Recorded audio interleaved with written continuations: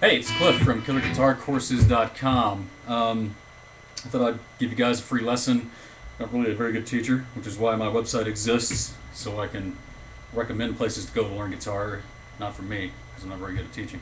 Anyway, I thought I'd go ahead and show you guys how to hammer tap like Eddie Van Halen. He's one of the best at it, obviously. But he does have his own unique style that not a lot of other people emulate, which seems kind of strange to me. I'm just going to turn the camera down a little bit. So, the first question people have about hammer tapping is like, what do you do with the pick? And of course, one option is to do nothing with it, just to keep holding it like this, and then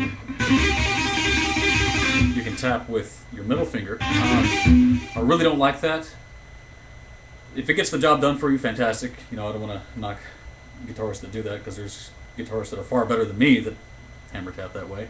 But for me personally, I think it not only looks awkward, but it actually is awkward because the hand is just floating out here. There's really nothing anchoring you to the guitar. And if you're like me, you like to run around on stage and jump around and really kind of lean into the crowd and get into things. And if you're not paying attention and you're not anchored, then you can easily slip all over the place and just do stuff that sounds horrible. So what I like about Eddie's technique is that it anchors you to the neck. And what he does with the guitar pick, instead of holding onto it this way or tossing it, of course he does that too, or you know, some people put it in their mouth. What he does is pretty convenient, and that is he just slips it right there and just grips it kind of like that. You can see that right there. Just kind of put it clink, just like that. And that way, you can really grab the guitar and use your index finger for hammer tapping. That way, you're locked in. You're not going anywhere. So you can run around and jump and do whatever you want, and your hand is stuck right there until you decide to move it. And another good thing about being able to hold the pick like that is it also lets you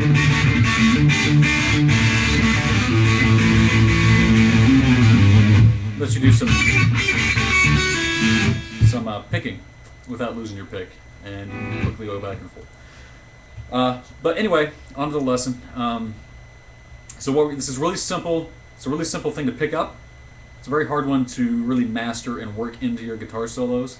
This is super ultra basic right here. So what we're going to do is we're going to hold the high E on the 5th fret like this. Boom, just like that.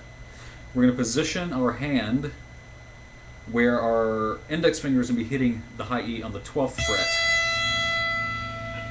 And so what we're going to do is we're going to hit it and pull off of it. And when you pull off, you're really kind of plucking upward slightly. And that will typically happen naturally. Your finger just kind of moves in a plucking motion anyway. You're not literally tapping on and off. So what you can do is hold here, tap here, and then let go. And in between that, you're going to hammer on the 8th fret with your little finger. And so what ends up happening slowly, which I recommend doing it slowly anyway to begin with, is something like this.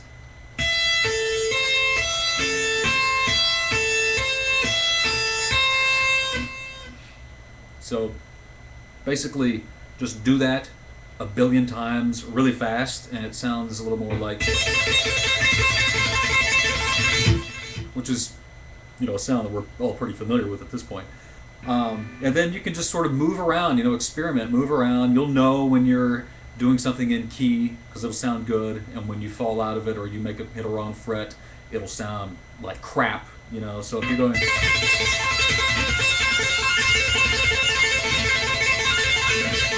that sounds pretty good, but if you were to go, that sounds a little off, you could certainly work that in. But again, you know, just experiment. And that's pretty much all there is to it. You know, it gets complicated when you're moving up and down the neck, this way, or you're, you know, going into it from some other thing. But you'll get the hang of it pretty easy. Just try it on different strings.